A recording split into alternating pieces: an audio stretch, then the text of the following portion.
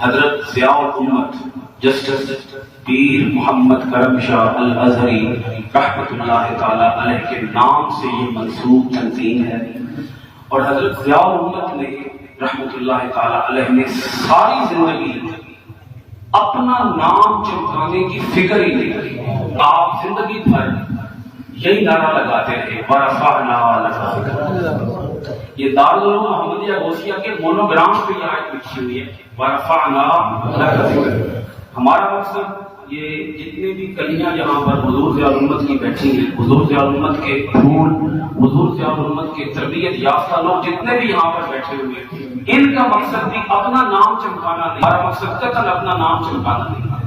ہم سبھی عاجز لوگ ہیں، فقیر لوگ ہیں، مسکین لوگ ہیں، عاجز لوگ ہیں، منکسر المزاج ہیں، ہمارے اندر غرور نہیں، تکبر نہیں، الحمدللہ ثم الحمدللہ۔ ہمارا نام چمکانے کا کوئی مقصد نہیں ہے۔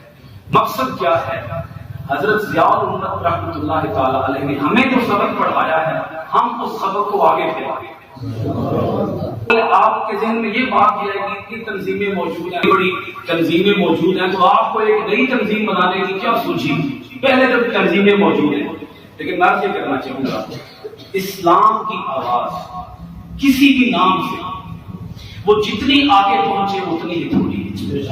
اسلام کو عام کرنے کے لیے، اسلام کا مشن عام کرنے کے لیے، اسلام کا نظام عام کرنے کے لیے، اور لوگوں تک اسلام کی دعوت پہنچانے کے لیے، اور لوگوں کے اندر حضور نبی کریم علیہ السلام کی محبت پیدا کرنے کے لیے جتنی بھی کوششیں کی جائیں وہ کیا ہے؟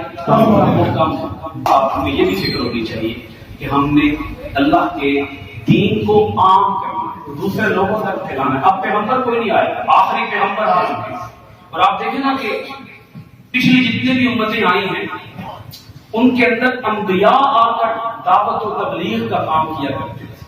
اب دعوت و تبلیغ کی ذمہ داری اس امت کے کندھوں میں ڈال دی گئی ہے، اب کوئی پیغمبر نہیں آتا، تو ہم میں سے ہر شخص کو مبلغ بننا چاہیے۔ دین کا درد، دین کو دوسروں تک پہنچانے کا درد اور فکر ہونی چاہیے کہ ہم دوسروں تک پہنچائیں۔